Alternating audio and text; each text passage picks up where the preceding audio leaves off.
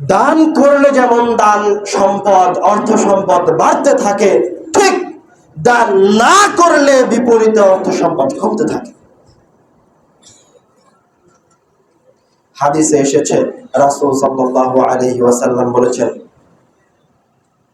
মা মিন ইয়াউমিন ইসবিহু ফীহি আল-আবদু ইল্লা মালাকান ইয়ানজিলান। প্রত্যেক দিন যখন কোন মুসলমান, কোন মুমিন বান্দা ঘুম থেকে জাগ্রত হয়, তো তার জাগ্রত হওয়ার সময় দুইজন ফেরেশতা নেমে আসে। তাদের একজন বলে, আল্লাহুম্মা আ'তি মুনফিকান খালাফা, হে আল্লাহ, যে তোমার রাস্তায় আজকে অর্থ সম্পদ দান করেছে, তুমি তার সম্পদকে বাড়িয়ে দাও। আরেকজন ফেরেশতা বলে,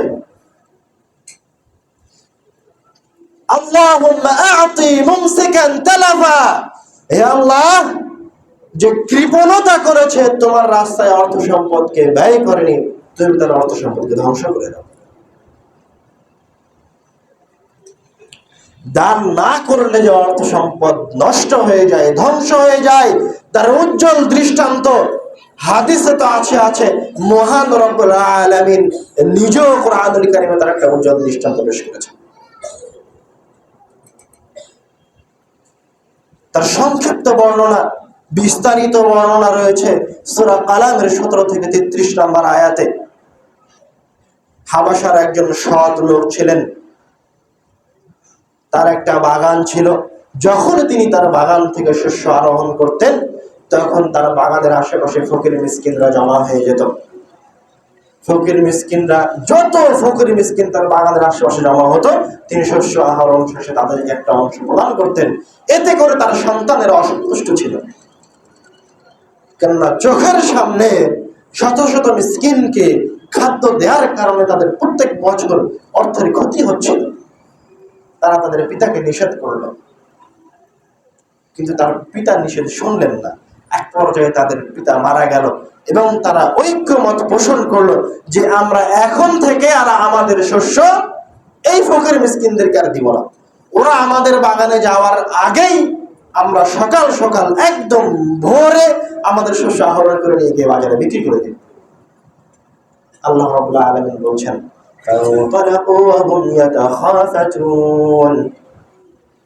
তারা এই বিষয়ে ঐক্যমত পেশ করে সকালবেলায় ঘুম থেকে উঠে, ভোরে ঘুম থেকে উঠে চুপিসারে বাগানের দিকে এগোতে লাগলো।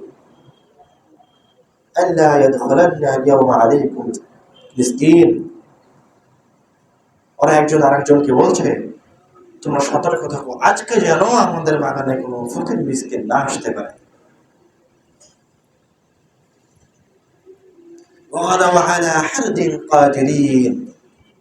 তারা সংকল্পবদ্ধ যে আজকে আমরা আমাদের যত ফল ফলাদি আছে সব আজকে আমাদের থাকবে, আজকে আমরা অনেক টাকা, অনেক অর্থ উপার্জন করব। এই বিষয়ে তারা প্রতিজ্ঞাবদ্ধ। فلما رأوها قالوا إنا لضالون بل نحن محرومون। যখন তারা তাদের বাগানের কাছে পৌঁছালো, তারা আর তাদের বাগানকে চিনতে পারল না। তারা বলছে, ইন্না লাদাল্লুন, আমরা পথভ্রষ্ট হয়েছি, আমরা মনে হয় পথ হারিয়ে অন্য কোথাও চলে এসেছি। বাল নাহনু মাহরুমুন। তাদের আরেক ভাই বলছে, না, আমরা আজকে বঞ্চিত হয়েছি। কেন, কি হয়েছে? তারা কি দেখলো? আল্লাহ রাব্বুল আলামিন বলছেন, ফাতাফা আলাইহিম তাইফাতুন মির রাব্বিক ওয়া হুম নাঈমুন। তারা যখন এই সংকল্প করে রাত্রে ঘুমিয়েছিল যে আগামীকালকে থেকে আমরা ফকির মিসকিনকে আমাদের বাগানের কোনো ফল ফলাদি দিব না, তখন আল্লাহ রাব্বুল আলামিন ওই বাগানের উপর ফাতাফা আলাইহিম তাইফাতুন মির রাব্বিকা ওয়া হুম নাঈমুন, তাদের বাগানের উপর এমন গজব বর্ষণ করেছিলেন যে তাদের বাগান ঝড়ে, আগুনে জ্বলে নষ্ট হয়ে ভস্মীভূত হয়ে গেছে। স্বয়ং মহান রব্বুল আলামিন একজনের ঘটনা কোরআনুল কারীমে বর্ণনা করছেন যে তুমি যদি অর্থ সম্পদ প্রদানে কার্পণ্যতা দেখো, তুমি যদি অর্থ সম্পদ দান না করো তাহলে তোমার অর্থ সম্পদ একদিন নষ্ট হয়ে যাবে।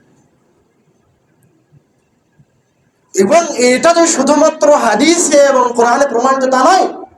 আপনি আপনার সমাজের বখিলের দিকে তাকান, কৃপণের দিকে তাকান, যে জীবনে কোনোদিন দান করেনি। সে অট্টালিকা গড়েছে ঠিকই, কিন্তু হঠাৎ একদিন আল্লাহ রাব্বুল আলামিন তার কাছ থেকে সবকিছু ছিনিয়ে নিয়েছে, ছিনিয়ে নিবে। কেননা প্রত্যেকের অর্থ সম্পদে ফকির মিসকিনের অধিকার রয়েছে।